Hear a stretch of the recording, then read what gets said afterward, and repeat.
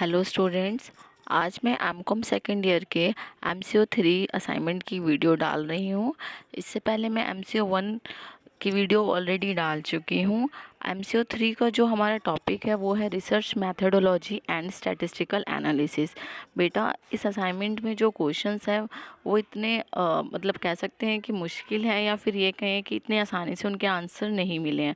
तो कुछ आंसर तो मैंने अपनी नॉलेज के अकॉर्डिंग इसमें डाले हैं, और कुछ मैंने इंटरनेट पे सर्च करके और बुक से डाले हैं। अगर आपको इससे ज़्यादा रिलायबल आंसर मिलते हैं, या आपको लगता है कि ये आंसर जो है वो इतने अच्छे नहीं हैं, तो आप अपने आंसर भी इसमें ऐड ऑन कर सकते हैं।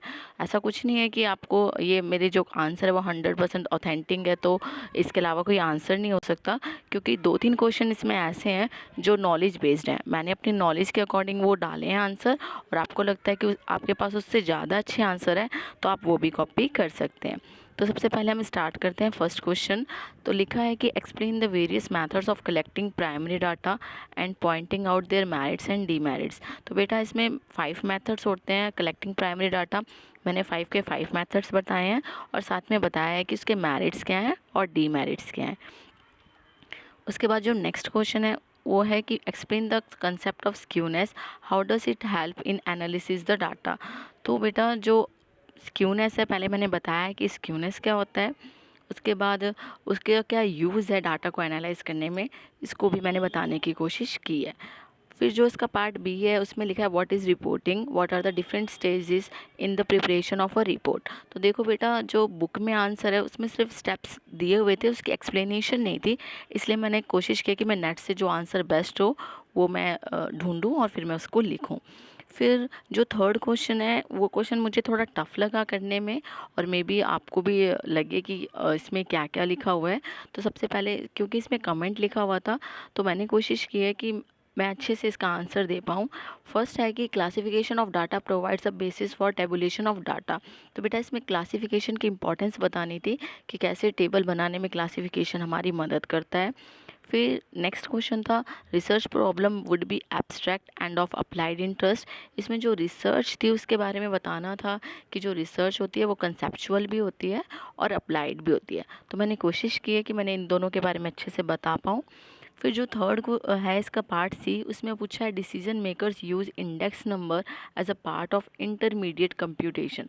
इसमें बेटा इंडेक्स नंबर की इम्पोर्टेंस बतानी थी किस में, डिसीजन लेने में। ठीक है।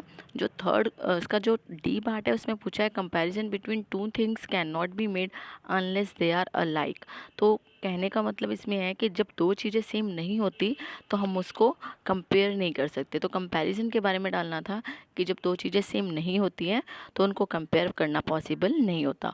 उसके बाद तो right short note on the following, ये इजी था करना कि सबके ऊपर शॉर्ट नोट लिखने थे। आपको इंटरनेट से भी मिल जाएगा और बुक में भी इजीली अवेलेबल होगा।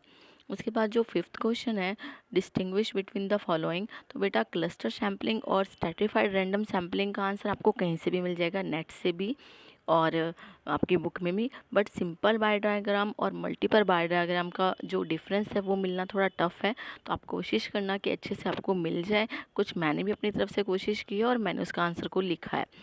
फिर डिफरेंस है कोरिलेशन एंड रिग्रेशन में, ये भी बहुत इजी सा आंसर है, ये भी आपको नेट पे भी मिल जाएगा और बुक में भी अवेलेबल है। फिर उसके बाद एक डिफरेंस है between estimation and testing of hypothesis. बेटा, ये थोड़ा सा टफ क्वेश्चन है। इसमें मैंने सबसे पहले एस्टिमेशन के बारे में बताया, फिर टेस्टिंग ऑफ हाइपोथेसिस के बारे में बताया। तो आई होप कि मैंने जो असाइनमेंट आपको बनाया है आपके लिए वो आपके लिए हेल्पफुल हो और आप इससे अच्छे से आंसर लिख सकें। तो देखिए बेटा, जो फर्स्ट आंसर है वो कुछ इस तरह से है।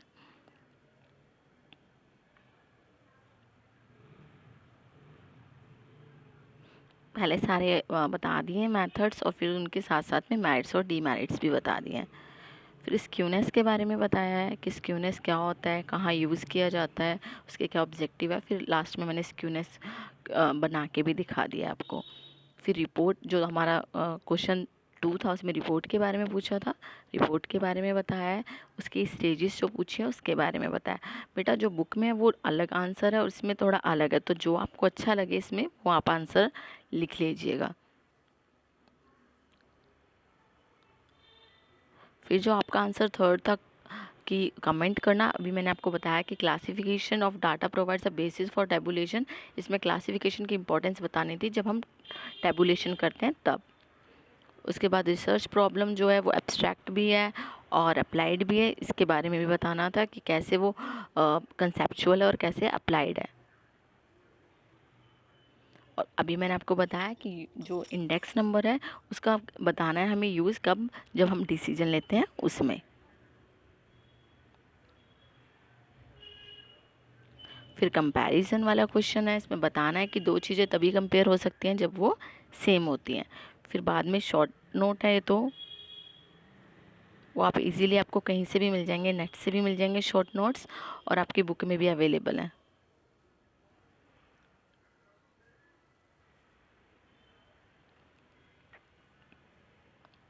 नॉर्मल डिस्ट्रीब्यूशन है।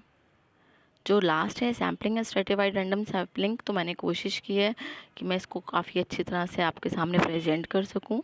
ये जो क्वेश्चन है अभी सिंपल बाय डायग्राम और मल्टीपल बाय डायग्राम, ये थोड़ा सा टफ था, तो मैंने अपनी नॉलेज के अकॉर्डिंग इसमें डाला है डाटा। अगर आपको कोई और अच्छा सा आंसर मिले तो आप वो भी लिख सकते हैं।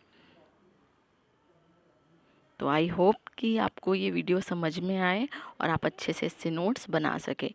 Thank you students.